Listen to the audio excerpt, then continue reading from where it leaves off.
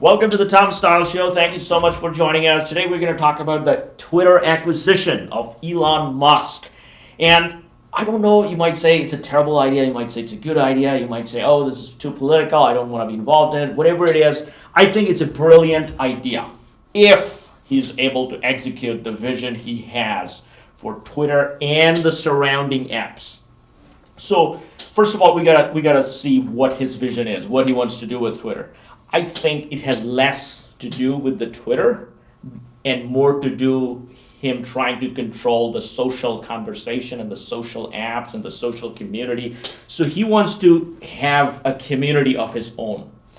Now, when you look at that, right now the number one player in that market is Facebook, which is kind of going down. The main app of Facebook is not as popular as it was. Their main app right now that's probably making, if not the most money, but keeping them in the news is Instagram, which is getting taken over, or probably already taken over by TikTok. So, the number one app probably is TikTok and YouTube right now. So in this space, it's a very crowded space. So what you can see is, and then there is some chat apps like the WhatsApp owned by Facebook, Facebook Messenger, iMessage, and Google has all that. So I think what he wants to do, this is my theory, that what he thinks he wants to do is get the Twitter app, get the 400 million users, whatever it currently has, keep it running with as low cost as possible. But Twitter's biggest asset, what Elon thinks, is not the Twitter itself, it's Vine. Vine was the original TikTok, and he wants to bring that to life. He wants to put the Tesla AI, the whole AI that he's been working on, the OpenAI, Tesla bot, general AI, all his AI knowledge and his AI staff behind the Vine app. And he wants to take over TikTok. So it's basically he's buying the Facebook from Mark Zuckerberg and then putting his own Instagram, which is his Vine. So basically now he has this Twitter, which is probably not going to make a whole lot of money or probably going to be losing money. But the Vine, I think, if he can pull it off, will be his biggest moneymaker from this social environment of what he's trying to control. And then he has that X.com that he's been keeping in his mind. He named his children X and all that. So I think he wants to bring that back to life. And, his biggest idea is WeChat. WeChat, I've been using it for many years, for over 10 years now. It's a wonderful, wonderful app, and everybody in America says, how in the world it's called a super app, whereas in America we don't have super app. So that's one of the things I think puzzled Elon Musk as well, because WhatsApp is not a super app. It's just messaging encrypted and et cetera, et cetera. But I think he wants to build a super app around that X.com idea. And he gets the user base from Twitter and Vine when he resurrects Vine, things like that. So all these three, X.com, Vine, and Twitter, combined, not only justifies the $44 billion acquisition, I do think it would be valued 10 times more than what he bought it for. So if he decides to take it public, and at some point he's going to take it public. Now, I think that's not what anybody's disagreeing with. People are always occupied with the very near-term things. Oh my God, this happened. Did you see what he did? Did you see that, et cetera, et cetera? The thing is, we gotta think from his perspective. What is he supposed to do? He buys Twitter for $44 billion, which is way over, what he should have paid because of the current economy and all that. So now, what would he supposed to do? Is he supposed to keep everything as is and later on increase the user base, etc.? No, that's not him. He's not a mergers and acquisitions guy. He's not gonna buy off Twitter and later on sell it for $70 billion and make a $30 billion profit. No, that's not him. He did the same thing with Tesla, right? When he did not invent Tesla. He bought Tesla from a bunch of other guys and he fired most of them and kicked them out and built the whole Tesla as his own. He's the center of Tesla.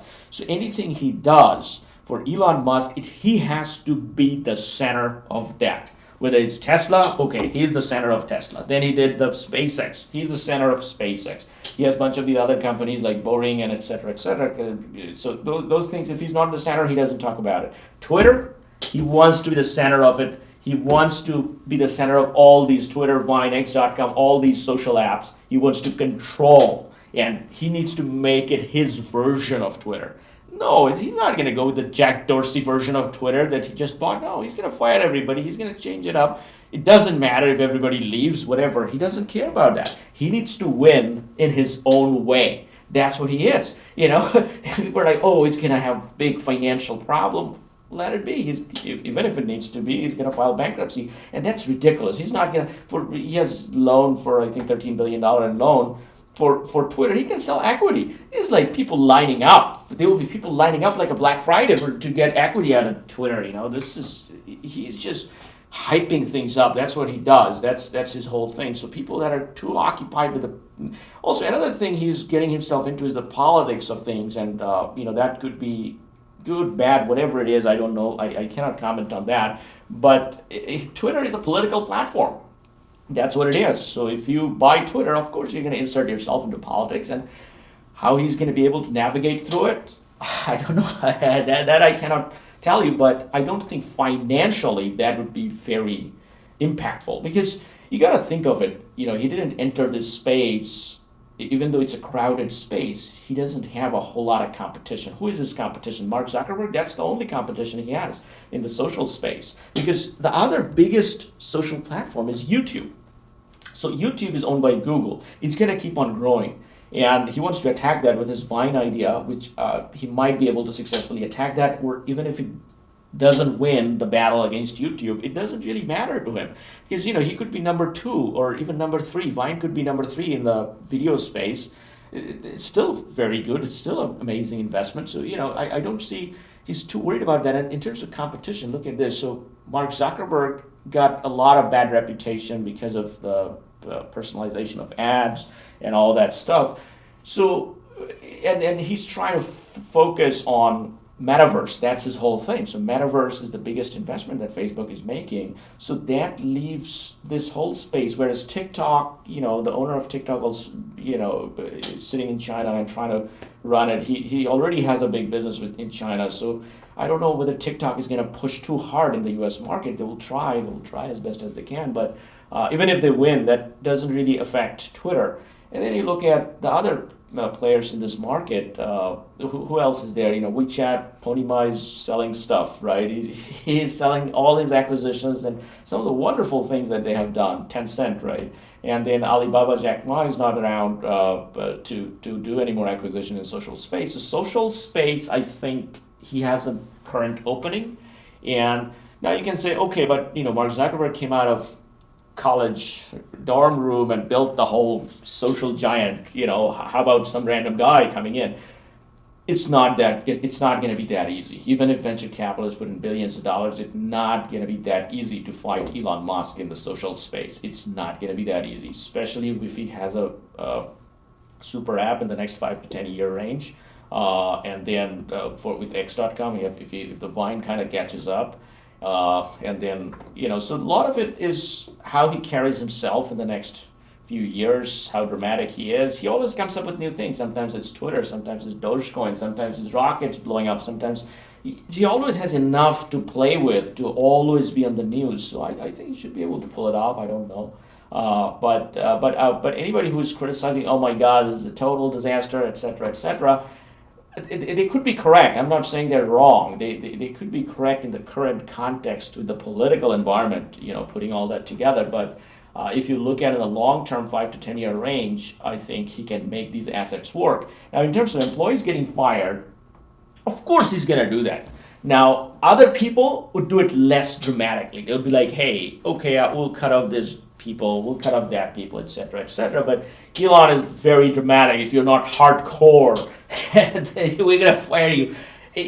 That's his thing. He's a dramatic guy. Everything he has to do in a dramatic way. He's gonna sleep on, Tesla factories, so that whenever the shift ends, all the people can actually see him sleeping there, and they get scared, or they get more motivated, inspired, etc. Whatever it is in his mind, that's what he wants to do. So with Twitter, now the other thing people are worried about is how about his attention, his focus? Is he going to be less focused with Tesla? Is he going to be less focused with SpaceX? I think Tesla is a large enough company, and at this point, it's all about manufacturing excellence and how they can, put out new cars, etc. So at this point, I don't think, Tesla is going to be super affected by his focus on social things. He always needs something new, and that's what Twitter is becoming. But it will consume a lot of his time. And the other thing is, if Mark Zuckerberg is able to pull off the metaverse, that's the only risk that he has at this time. There are a couple of other risks also. So if Zuckerberg is able to pull off metaverse, that is a fundamental risk.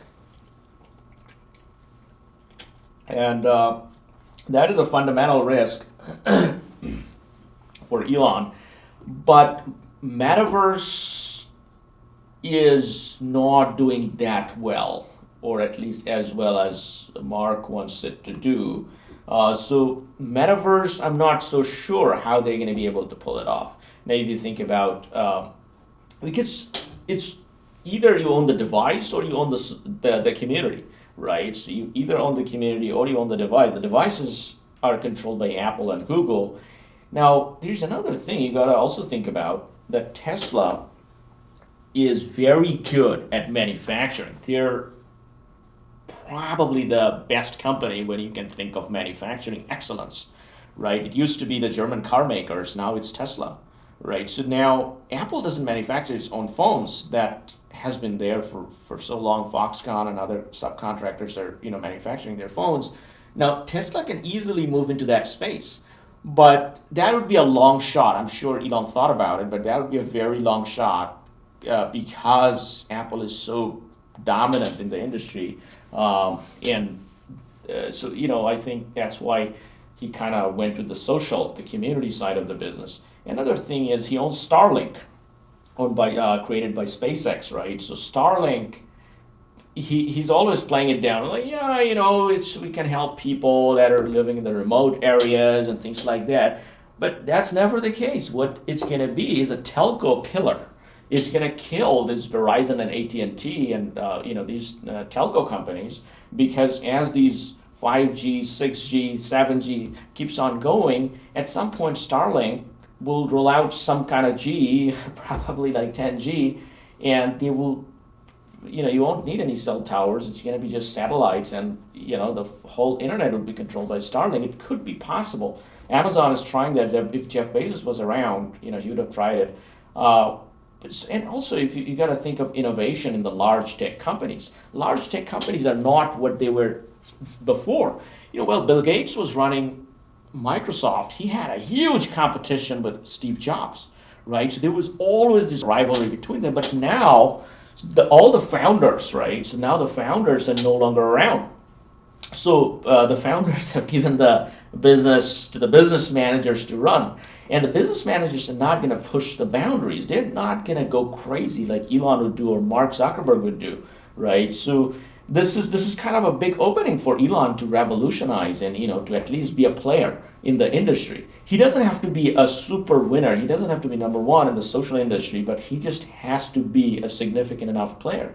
And if you think about the numbers, that's another thing. If you think about the numbers, this Twitter already has a monthly active user of, I think, 400 million, 450 million monthly active users, and probably around 200 million daily active users. That's a huge number. Now, you might compare that with YouTube and Facebook. I think Facebook has 2.9 billion, YouTube has 2.5 billion, Tencent probably has 1.3 billion, etc. But it doesn't matter what those guys have if Twitter already has a very significant user base, right? And a lot of the newspapers, or probably all the newspapers, and the media industry is very largely dependent on Twitter. So Twitter is always going to be on the news in some way or another, and Twitter is going to be creating lots of news.